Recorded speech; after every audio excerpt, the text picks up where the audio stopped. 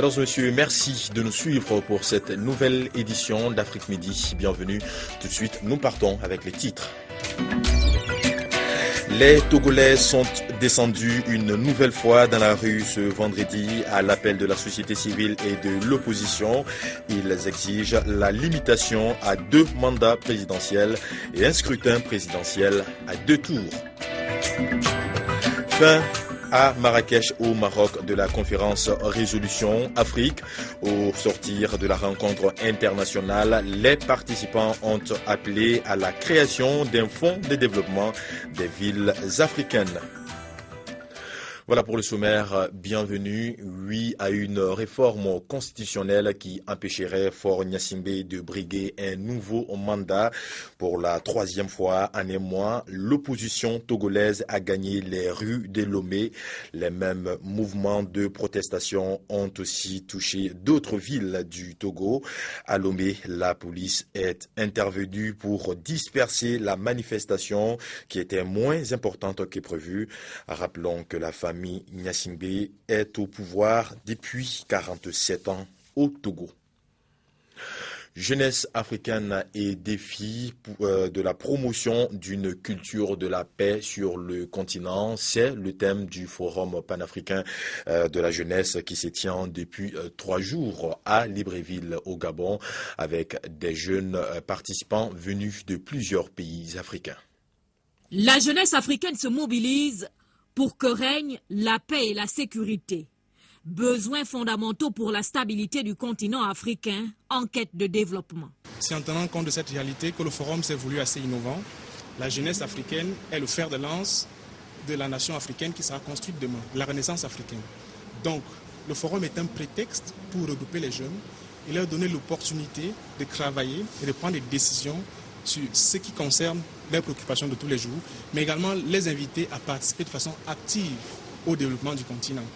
La plus-value de ce forum, c'est justement pour la première fois donner aux organisations de jeunesse africaines de tout le continent, anglophones, francophones, lusophones, Afrique du Nord, Afrique australe, Afrique centrale, Afrique de l'Ouest, travailler ensemble. Et les jeunes Gabonais sont très mobilisés. Ce forum réunit 45 représentants des organisations des jeunes d'Afrique et ceux des conseils nationaux de la jeunesse des 54 États membres de l'Union africaine. Ces jeunes, ils se retrouvent ici pour définir quels sont les axes des actions communes qu'ils vont entreprendre ensemble. Ils auront l'opportunité, grâce à l'UNESCO, grâce à l'Union africaine, grâce au gouvernement gabonais, de rencontrer des partenaires qui pourront les aider par la suite à réaliser les initiatives communes, les projets communs qu'ils voudront établir. Cette rencontre panafricaine devra déboucher sur la création d'un réseau de la jeunesse pour la promotion de la culture de la paix sur le continent. Partons au Maroc avec cette déclaration de Marrakech à l'issue de la conférence Résolution Afrique. Les responsables qui ont pris part à cet événement continental prévoient de créer un fonds pour permettre de mobiliser les 81 milliards de dollars par an nécessaires pour relever le défi de l'urbanisme rapide en Afrique. Créer un fonds de développement des villes africaines, c'est le principal appel de la déclaration de Marrakech. Les participants à la conférence Résolution Afrique sont appelés à soutenir cette initiative qui permettra aux cités africaines de relever le défi de l'urbanisation rapide.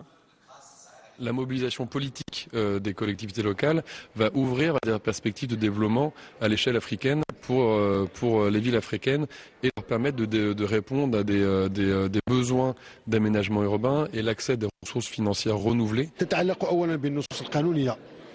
Les défis à relever sont liés à la modification des textes de loi, à la mobilisation des ressources humaines, mais également à la recherche de partenaires solides au sein du secteur privé.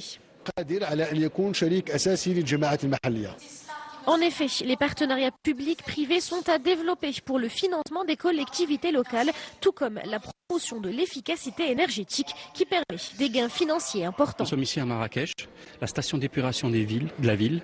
Elle récupère les eaux usées, on reprend l'énergie dans ces eaux usées pour faire fonctionner la station d'épuration. Ça, c'est de l'économie d'énergie. On peut faire de l'éclairage public plus performant, réduire la consommation d'éclairage public par les nouvelles technologies.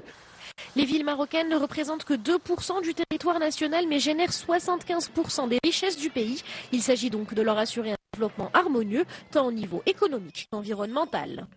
Le président ivoirien Alassane Ouattara a reçu jeudi le directeur adjoint du département Afrique du Fonds monétaire international. Les échanges entre les deux hommes ont porté sur les bonnes relations de coopération qui existent entre la Côte d'Ivoire et le FMI. Reçu par le président de la République, Alassane Ouattara, ce jeudi au palais présidentiel, le directeur adjoint du département Afrique du FMI a dit être venu rendre une visite de courtoisie au chef de l'État au terme d'un séjour en Côte d'Ivoire.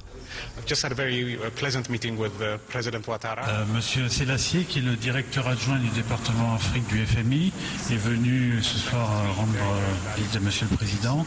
Il a eu un séjour à Abidjan très agréable. Le but de sa visite était essentiellement de prendre connaissance de la Côte d'Ivoire et de se familiariser avec la Côte d'Ivoire. Il est très content de son séjour. Le directeur adjoint du département Afrique du FMI a par ailleurs indiqué que son séjour ivoirien lui aurait permis de réaliser que les conditions économiques sont favorables en Côte d'Ivoire avec une forte croissance, ce qui pour lui constitue une preuve que les politiques mises en œuvre par les autorités ivoiriennes vont dans le bon sens. L'ambassade des États-Unis d'Amérique au Mali a servi de cadre ce vendredi à la prestation de serment des volontaires du corps de la paix. Ils étaient 6 à prêter serment, marquant ainsi le début de leur entrée en service au Mali. Fatoumata Togola et Daouda Doumbia avec le commentaire de Albertine Dotse. Le corps de la paix du Mali vient d'accueillir 6 volontaires appelés Peace Corps Response. Ce sont des volontaires ayant servi en Guinée et dont la mission a été interrompue en août 2014 pour cause d'Ebola. Ces volontaires sont affectés dans des secteurs complémentaires à ceux des Peace Corps, notamment l'éducation, l'environnement, la sécurité alimentaire, la santé, le développement des petites et moyennes entreprises, l'eau et l'assainissement. Aujourd'hui, nous sommes rassemblés pour soutenir les nouveaux membres de l'accord de la paix qui sont venus des États-Unis pour travailler avec les Maliens pour augmenter le développement du Mali ici et aussi affirmer le retour de l'accord de la paix qui marque aussi le retour du Mali comme un pays dans lequel les volontaires américains puissent travailler. Ils assistent également les communautés locales dans les initiatives de prévention de maladies et dans la formation de l'usage des nouvelles technologies de l'information et de la communication. Pour l'année 2014, tous les volontaires de Corps de la Paix seront affectés dans la région de Sikasso. Je suis volontaire du Corps de la Paix avec la santé publique, en particulier avec l'alimentation pour les enfants. Et je vais travailler avec Save the Children.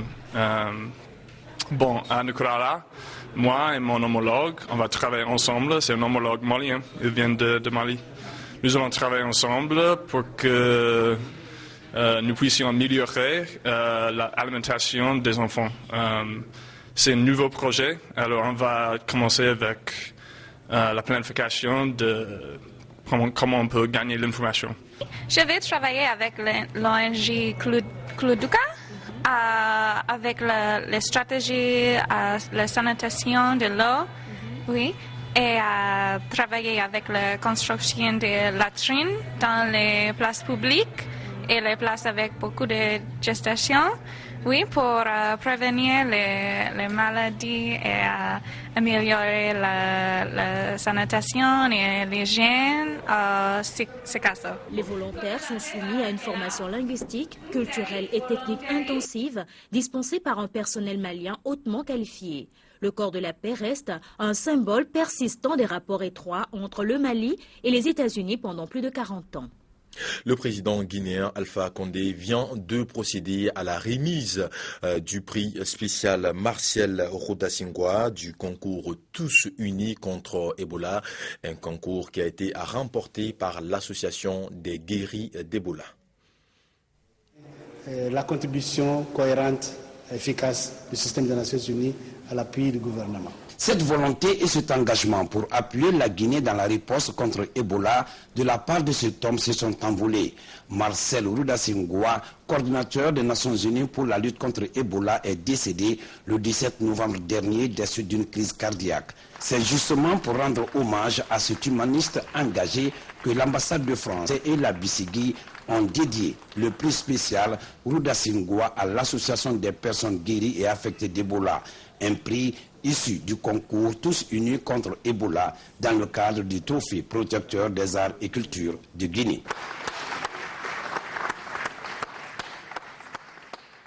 Engagée désormais dans l'information et la sensibilisation, l'association des personnes guéries et affectées d'Ebola, bénéficiaire du prix, réitère son engagement dans la lutte contre le virus.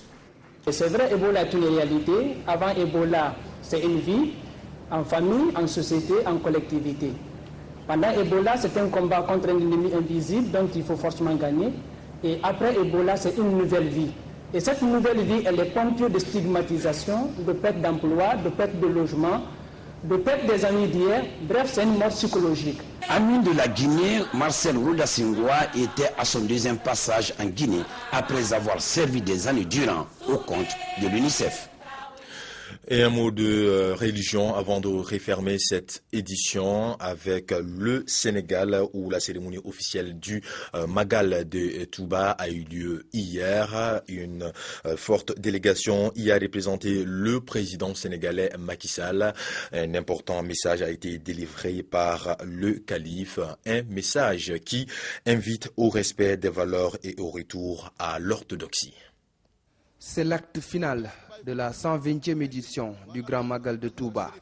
Une cérémonie officielle devant un parterre de personnalités religieuses, politiques, administratives, de chefs coutumiers, du corps diplomatique, de hauts gradés de l'armée et de la gendarmerie.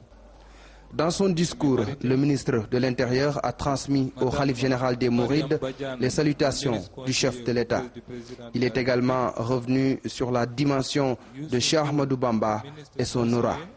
Abdoulaye Daouda Diallo d'ajouter que le Magal est un événement de grande envergure qui dépasse largement les frontières du Sénégal. À sa suite, Serigne Bassirou Abdou Khadre Mbacké a parlé au nom du khalife.